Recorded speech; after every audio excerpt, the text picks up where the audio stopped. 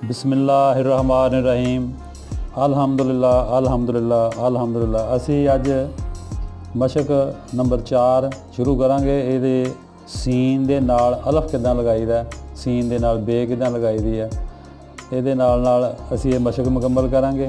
तो दोस्तों की फरमाइश है कि ये नाल इंग्लिश भी दसनी चाहिए, वह भी अनकरीब असी शुरू कर रहे हैं। वह भी इंशाअल्लाह अच्छा रिजल्ट आएगा। कोशिश करांगे अच्छे तरीके नाल समझाउण दी। अल्हम्दुलिल्लाह।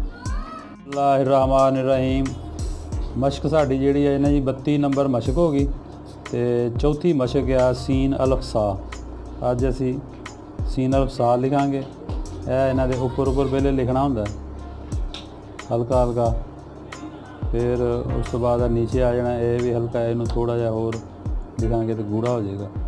फिर असी उस हिसाब नाल शुरू करांगे। इत्थों शुरू करके इस लाइन तो शुरू करांगे।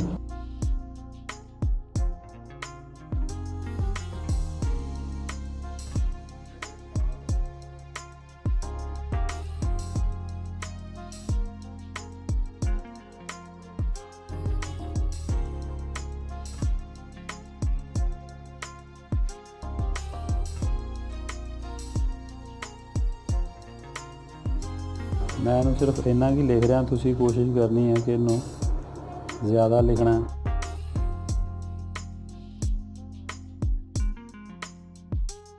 क्योंकि असी ये मशक दे विच एक दे विच 2 हरफ जिहड़े ने रोज़ाना लिखने होंदे ने, असी इहदे नाल लिखांगे।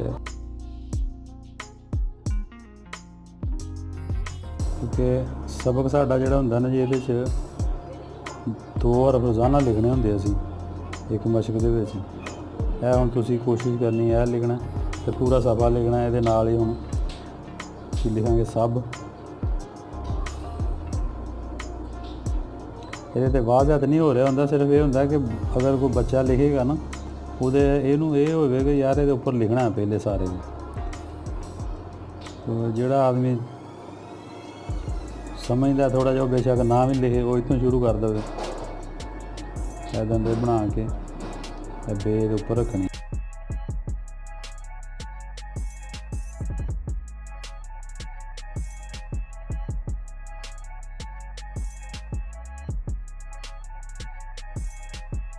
नुक्ता इस लाइन पर बनाना।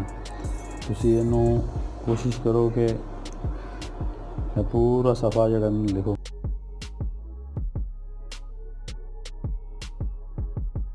और यह कापी जी है ना जी, ये अगर किसी नू ये हो जी कापी हो, तो कापी भी इंशाल्लाह मिल जाएगी। तुसी 100 रुपये की ये कापी है।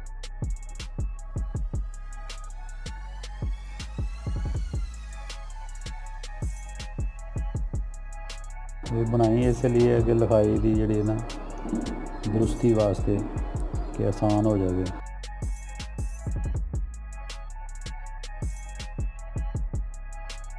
है सी जी अज का यह सबक। सब तुसी सारा सफ़ा लिखना है।